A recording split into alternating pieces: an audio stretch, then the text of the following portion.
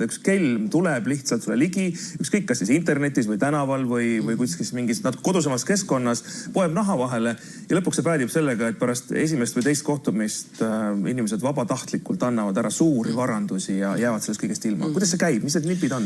Just mitte ainult naabritele ja mitte ainult siis nii-öelda elavatele hingedele, keda nad kohandan, vaid hullem veel online'is näiteks, nagu praegu on need dating-portaalid, mis on väga tuntud üle maailma. Ja ma just eile vaatasin statistikat, et Austraalias näiteks juulikuus peteti välja üle 3,9 miljoni.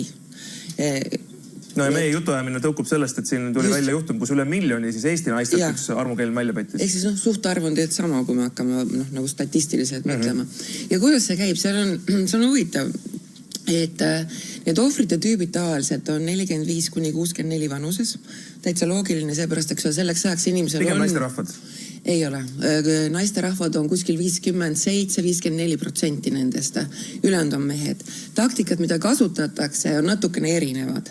Aga naiste rohkem sükse kaastunde peale, eks ole, selle peale, et nüüd meil tuleb kohe suur kooselu, eks ole, kohe hakkame kokku kolima nii edasi. See on ka põhiline, mille peale alati iga kelm nagu mängima hakkab, eks ju. Ehk siis nad on väga head manipuleerijad, empaatiavõimega on 0 olukord ja nad kasutavad, kuidas ma ütlen, niisugust taktikat, sest kujutage ette, te olete näiteks 50, eks ju, nii, nüüd sul oled oma rutiinis elad, nii, sa oled hommikul tööle, eks ole, siis sul on oma seltskond, kellega sa suhtled ja ongi kogu lugu. Nüüd sa oled, eks ole, tavaline on see, et see ohver on vallaline, eks ole, ta on lesestunud või ta on lahutatud, eks ju, nii, ja nüüd ta siis seal üksinda elab. Seda enam, eks ole, et ütleme 50. Ja see elu on rutiinne nagu koplitramm edasi tagasi ühel liinil kogu aeg. Ja kus ta siis kohtub, eks ju, ei lähe enam kuskil diskole ju. Ja see hakkabki nüüd, eks ole, inimesed hakkavad kasutama seda siis interneti moodust näiteks, kuidas omavahel tuttavaks saada.